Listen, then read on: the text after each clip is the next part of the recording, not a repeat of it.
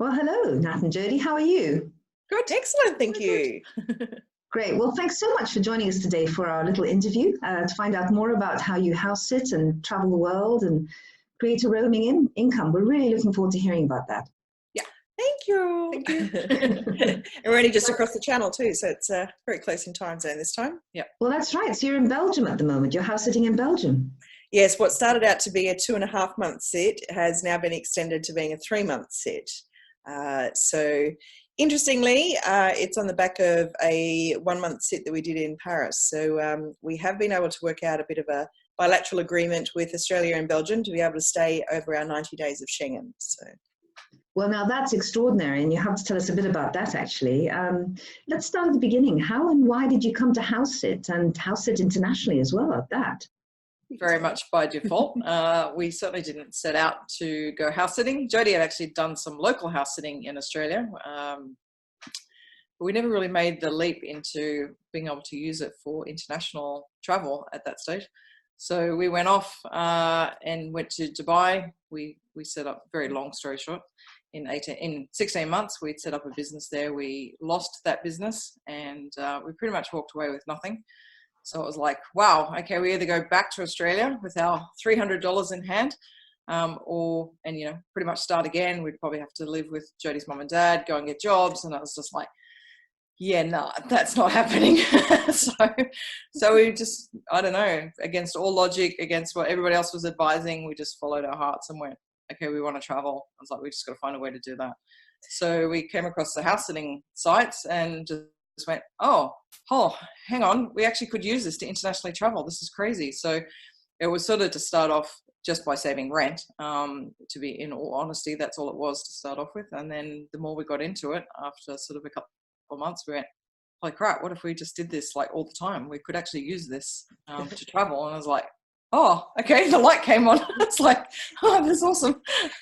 So at the time we're recording, that was 7 years ago. Well, almost 7 years ago. In February it will be. Yep. That's amazing. So you've been traveling by house sitting ever since? Yes. Pretty much full time too, yeah. So we've estimated over the years, it's about 95% house sitting for us around the world. So, and literally around the world, like all over the place. So it's amazing how there's somehow or another all married up with each other, different dates. We go from one next day to the next one, to the next one, to the next one. It's been quite incredible. Well, that's just incredible. I mean, I know you've been to some extraordinary places when you've been traveling. You've told me about Latin America and all kinds of places. Do you want to tell us a little bit about some of the extraordinary ones? I think more than anything right now, I did up a list the other day that actually showed where we have been in capital cities for this year. Like, so we start in January. We actually were in Melbourne, Australia, and we'd spent a year in Australia. I had some skin cancer things that I had to deal with, and we stayed there for a while. So after being in Australia, but in 4 states of Australia, to come into this year and have our big capital city run was starting with Melbourne, then Sydney, then Bangkok, Singapore, Ho Chi Minh City, Kuala Lumpur, Paris, Brussels. We'll be heading to London and then Edinburgh, and we will finish the year out with New York and then Montreal. So it's kind of like, wow, okay, that's a big year and pretty much a around the world trip in itself, just in 1 year. We never intended for that to happen. It's just sort of rolled out that way. But generally speaking, when it comes to kind of some of the cool places that we really loved experiencing, it's been the stuff that is what we've never experienced in our life. Like coming from Australia, Nat being from Sydney and me being from Southeast Queensland, even though they're still seasons, apparently, they're not really seasons. They're kind of like just year-round sort of little bit of fluctuation of temperature. So personally, we love experiencing different seasons and different sort of climates and experiences. So going into the jungles of Costa Rica is up there, going into really high altitude, who'd have thought you'd have to actually be prepared for that? We didn't know that sort of stuff. Going to the Andes in Peru, a ski resort at the end of the street in Breckenridge, Colorado. And then, of course, going to Quebec in the death of winter and having 4.5 months of a Canadian winter, where all the Canadians are like, we leave at that time, and we're like, yeah, but we've never had that. This is so exciting. We really wanted to see how does a country function at minus 20 something degrees? Like, we just couldn't fathom that. So now we've experienced it. So we just love doing these seasons. Yeah. Wow, that's fantastic. So from the Andes to Quebec, Paris via Sydney, that's just amazing. Yeah, and you know, even the Asian countries, you know, I'm not a big fan of humidity, but going through with the hottest month in April in Thailand was actually Nat's 50th birthday, and we decided that why not celebrate turning 50 with the world's largest water fight, which is the Thai New Year, called Songkran, and it's the breaking of the hot into the wet season. So it's huge. It's so much fun. That's amazing. I mean, these are very physical experiences you're talking about, not just the physical travel, moving yourself from one continent to another, but sort of enduring and suffering, but also really relishing all the different physical aspects of weather. Relishing, yes. Relishing. Well, that's fantastic. What a lovely attitude. So how do you sustain that level of travel? I mean, the distances, it becomes expensive when you take airfare, trains, planes, all of that. I mean, how do you sustain that level of, I suppose, going the distance while house sitting internationally? Do you earn your income on the go, or how do you do that? Before we get into the income stuff, I think you need to hold on to your seat for a second to find out exactly how much it's cost us on average for these 7 years. So we've got smarter over the years, as you do when you travel. And when we first started traveling, we were all over the place. You know, we literally went from Dubai to London to France, across to Canada, to Costa Rica, down to Peru, so spanning different continents. That does get a little bit more expensive. So we started to then get a bit smarter and look for house sits that were more in the one general area. So we work areas now, or regions, and that does get a little bit cheaper because it's more internal rather than, you know, massive flights all the time. We're not big fans of huge flights constantly. So that's definitely lessened our costs. And we just got really smart about how to look for flights as well. Jodie's our researcher, and she loves doing all that stuff. She spends hours doing it, but she got very clever at it as well. So we've used a lot of different flying strategies and, you know, flight hacks and things like that. So that's definitely brought our costs down, but our costs are ridiculously low. Yeah, I mean, to consider where we started, you know, we, after the business went bust in Dubai, we left with no credit. So there's not been, it's quite freeing to be free of credit cards too, but it can be really annoying at the same time. But that meant there's no flight hacking for us. So there's no point systems or anything that we tap into. We just literally budget fly or flight route hack. And the average, including our 1 year in Australia, which of course dropped the prices a lot, but our average has been $2,200 each a year. So that's all of our travel, including when we have to stay in hotels and, you know, places in between, which isn't very often for us. But so transport and accommodation. Transport and accommodation. So we never include our food and entertainment in those figures because you have to live somewhere, like whether you're living at home or whatever.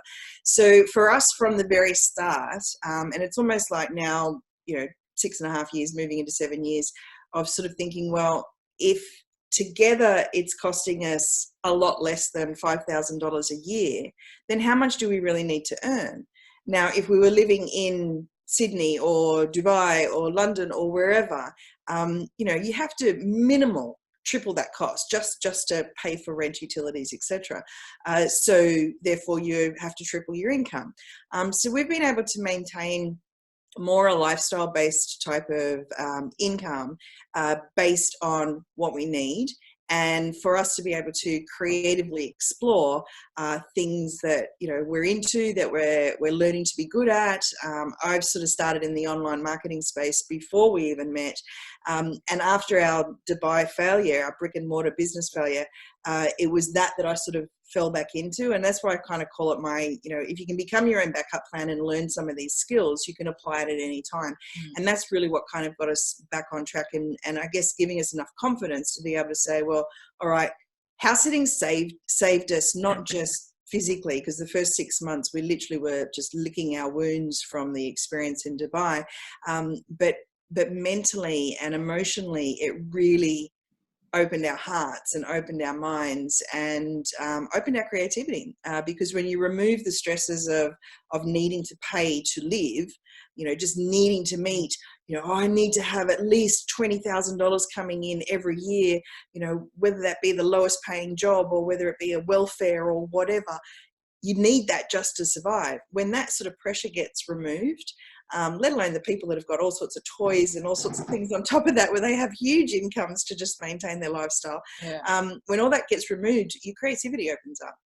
So we've had a lot of fun exploring that over the years, and we've tried all sorts of different things, you know, still finding our path. But really what it comes down to is there is no reason why anybody can't create a roaming income of some sort, because now these days remote jobs are just aplenty. You can freelance your time for anything you want to do. I mean, I actually saw on YouTube when I went and you know, subscribed to your channel that was it called Remote Jobs or something? We talked about that years ago, and it's become even more popular now. It's just so possible. There are so many companies out there that help you with remote jobs, whether it's guru.com or Fiverr, or I mean, there's just a panoply of them, really. Yeah. But I'm going to drag you back to this stunning figure. You said $2.2 thousand. I'm assuming that's Australian dollars, is that right? Yeah, US dollars. Australian dollars would be about 27,000, but no, it's yeah. That's hilarious. Okay, so $2.2 thousand per year for each one of you to travel, and you cross continents. I mean, you're not just talking, you know, Sydney to Melbourne here. No. So how many trips on average is that? We do tend to take longer house sits, and this has actually been quite a frantic year in comparison to some of the others. So in 2017, we did 2 4-month-long house sits, and then had 2 months of renting. It was the first time we'd ever rented. And then about 5 or 6 weeks when we got back to Australia with a house sit. So there wasn't a lot of movement in that regard when you take the longer house sits. But this year, as I was saying, we've got this massive list of like 12 major countries of the world. And I quickly added up our flights from Australia through Asia into Europe. We then started land travel from we arrived into Milan, did a BlaBlaCar trip into Geneva, bus into Paris, and now we've just been bussing back and forwards between Brussels and Paris, and I went to London for the conference, and it's all just been land transport. But the mistake that we've made is saying yes to having an experience in Edinburgh, which will be Hogmanay for New Year's, but it ends on the 1st of January. So there is no flight hacking, even if you have points that you nothing happens there for about a week afterwards. So yes, so we've said yes to going to Vermont on the 4th of January. We've got 3 days to play with, and there's nothing to play with. So with that flight, which at the moment is going to be about $650 each, it's brought this 12 months worth of flights and land transport to just $1,700 each. That's incredible.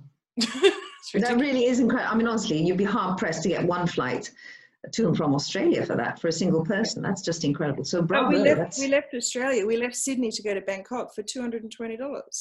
Wow. I think you need to write a nice description for us on how you do that so that other people can benefit. It's funny, isn't it? Because they're like, available, these flights. That's the thing. When you know some tricks, like they're not hard tricks, you just got to know them. But when you really, because when we first started house sitting, we didn't know a lot of these things. And then we started meeting other travel hackers, and we're learning some of the strategies. And it's like, oh, okay. So the prices are just getting cheaper and cheaper and cheaper every year. When you actually look at our flight costs every year, we're going to more countries, but half the price. And I was like, wow, we actually are really getting a lot better at this. Our most expensive year was still only $3,100 for the year each. Yep. That was our most expensive year. That is quite an achievement. That really is fantastic. Yeah. So you said earlier, actually, about anyone can become a digital nomad. I'm going to challenge you on that. Do you really, really believe that anybody could do it? Anybody could earn their income on the hoof? Or are there particular skills you think that are more appropriate to an online income? I'm going to say I don't think it's skills. I think it's your attitude towards stuff. So if you're open and adventurous and willing to give things a go and not have to get it right the first time, because we've been out of this for years and we don't get everything right, but you keep at it, yes, definitely. So I feel it's more that level than skill level. Like this definitely is not my background to go into internet marketing and trying to create products and market those products and things like that. There definitely are skills you have to learn. Nat still types with 2 fingers. To this day, I still type with 2 fingers. So Nat, what is your background? What's your professional background? I was in the Australian Federal Police for 13 years. So that's why I only type with 2 fingers. And I love donuts. So, so when we got together, and the reason we went to Dubai was because I got a job offered there as a business development manager for a police training company. So then Jodie couldn't get a visa, so we had to start a company for her to get a visa, and that's where it all went pear-shaped. And so when we left there, we were totally on the road, and okay, yes, we were saving a bunch of money because we weren't paying rent anyway with house sitting, but we still had to eat, and we still had bills to pay at that time. We still had credit cards and things that need to be paid off. So it was like, oh my God, what are we going to do? So that's where Jodie came in and sort of taught me some skills. But then I got an interest in it as well. And I think that was my big turning point, was like I went from doing everything I could to avoid any computer work at all in the police, like everything I could do to get out of it, to suddenly going, oh my God, I actually need to make money now, and I have to do it online because I don't want to go get a job somewhere. So there was that need all of a sudden. And so my interest peaked, and I found my path of wanting to learn stuff. So, and I think that desire to never stop learning became really important type thing. It's like there's always new things on the go in the internet marketing space, particularly on online space. Things are changing all the time, so it can hold your interest. There's so many different avenues you can go down to learn now about how to create an income, but you've got to be willing to do it. And I think that's the thing. It was just like this constant desire to learn more things and openness to new ideas, new ways of doing things. And I was like, okay, I'm getting this now. Like I'm actually learning how to create an income. Oh my God, like I have this new skill. And she's turned out to be a pretty good designer too. Yeah. Oh, that's fantastic. Yeah. And Jodie, what's your background? Hospitality, hotel accommodation management. And, I'd started this sort of online path in 2008. And yeah, just thankfully the skills that I'd learned. I mean, it was before social media was actually a term, social media. And so therefore I just became really fascinated with teaching people social media and blogging and all that kind of thing.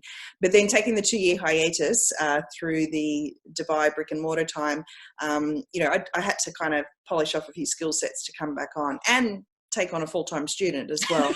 And it was just, but why? And but again, why? it was, again, it was more this attitude like Nat's talking about of, you remove the pressure of needing to make money, realizing that you're always supported. You will always be able to do crazy things like us, travel around the world, and you can create. If it means starting with getting employment, great. Otherwise, if you really want to tap in and dive into the deep stuff, then, work for yourself or learn how to create a leveraged or passive income, because all those opportunities are available. Oh, that's fantastic. So it sounds like you have a minimalist lifestyle in the sense that your priorities are house sitting and working sufficient to generate sufficient income to survive and enjoy your travels. But as you travel in this minimalist lifestyle, are there any treats that you allow yourselves? Do each one of you have something that you just can't give up? Whether you're carrying your own sort of clothes and so on, or whenever you go to a new destination, you discover one particular thing. Is there a treat that each one of you is allowed? Chocolate and wine. Well, it sounds like you're in the right place in Belgium. Exactly. You've landed in a good spot. Well, what we actually discovered, Nat used to be somebody who would go and find the right pair of jeans or t-shirt and get 2 or 3 colors or versions of the same things. It's like, okay, it fits nice. I don't like shopping that much, but it works, so I'll get multiple. And I'm like, I've had to take all these years to tell her she can't buy multiple of the same thing. And through our time of being very, very frugal, if not incredibly cheap. We really got into the pre-loved clothing and have scored some amazing stuff. So now we just love this upcycling and this recycling kind of aspect. So, you know, to arrive here out of Asia, we just had sleeveless tops and shorts and flip-flops, and now it's like, look at us, we're all rugged up, and you know, we've found Decathlon and we found a great little you know, Oxfam or something. So it's like we enjoy that. We really enjoy getting to the supermarket just to see what's available. We're really quite boring in that sense, because it's like, get to the supermarket, explore the different things, see if there is any sort of thrift stores around, explore that, because that's fun. And yeah, it's kind of, I don't know. We don't like doing the touristy type things, I guess. I think because we're long-term travelers, we've really noticed that there's a difference between being a tourist and a traveler, and we feel like travelers. So I guess there's always this sense of like, well, we don't do it this time, we'll be back. We'll come back. Yeah, we don't have that, oh, this will be the only time I'm ever in Paris, so I've got to see every single thing. You know, if it doesn't suit us to go out that day because the weather's not good or there's too many crowds, it's like, yeah, we'll come back and see it one other time. So that's the sort of attitude we have about different things. So we do, now I guess we're getting less pressure in terms of work. We're starting to get our act together. So we've got more time and we've got more money to actually go out and enjoy things a lot more. So our time has been quite restricted when you start with absolutely nothing and you have to start from ground zero in learning the skills to create from nothing. Then yeah, you put a lot of time and effort into that. So over the years, we've not had a lot of time to go out, or money to go out and do different things. But I guess that's why it makes us good house sitters, because we're always home with the pets. So we've well, and really that's a big advantage, isn't it? But it sounds like you're good house sitters also because you really enjoy your local area. I mean, you do live like a local. You live it. You don't just talk about it. Yeah. Definitely the local areas is our thing. Even taking dogs out to dog parks and walking and getting to meet neighbours and things like that. Like it. Yeah, that's where you find your enjoyment, I guess, when you don't go out and do the touristy. If that's not your big driver, then you tend to hang around the local area more. I guess just to put it into a summary, you know, all these historic buildings in Europe have amazing stories, but so do people. So you can just meet the next door neighbour and hear a fantastic story just from that. True. Or even the homeowner, like, why are the homeowners where they are? Where do they come from? I mean, this homeowner in particular, he's a former diplomat for the EU. Imagine how fascinating he is, you know, like. That's fabulous. Wonderful. Yeah. That's one of the things I love about house sitting is not just the people that you meet, but actually in their environment, the environment they've created. It's actually part of the whole experience, isn't it? Definitely. Yeah, it's very different to just being a tourist, that's for sure. And the house sitting lifestyle is very much part of the whole circular economy. So you're feeding back into each local economy. You're taking from it, but you're feeding back into it. And it's not just the material goods, it's also the emotional, the capital that you leave behind you. Yeah, I think it's cool because a lot of homeowners or even neighbours who go, oh, wow, suddenly there's these two people that are really interested in my local area. Like I'll take them out and show them. So they get a lease of life about their area too. It's like, oh, I live here all the time. I just do the same thing. But now suddenly telling you about the history and the location, it's like they get excited. Well, that's wonderful. It's so great to see two people like you so enthusiastic about it 7 years on. I mean, that's fantastic. Yeah, we love it. I love it. And do you have any top tips for anyone who's starting their house sitting journey maybe, or even a homeowner who's thinking about it? For the homeowners, definitely give it a go. You know, that's the first thing is like, just try to think the book of the home is the most important thing. You live in your home, you know what you have to do day in, day out, you know, but one thing that this homeowner particularly forgot, even though he filled in his book of the home, is just those little things like, oh yes, it rains a lot in October and, you know, we can't have the dog running through the house if he's got wet feet, put him in the cage. Those kind of things just kind of got missed a little bit. But at the same time, you know, we're on the other side saying, hey, it's fall and there's a lot of leaves falling. Is the top of the shed safe for me to get up and rake all that? And he's like, oh, you didn't have to do that, but thank you, that's amazing. So be of service for a house sitter, and just also be open as a homeowner. Well, that's wonderful. Top tips indeed. Thank you very much indeed. Really enjoyed chatting to you, and I hope we get to chat to you again soon. Yes. Thank you. Thanks. Bye. Bye.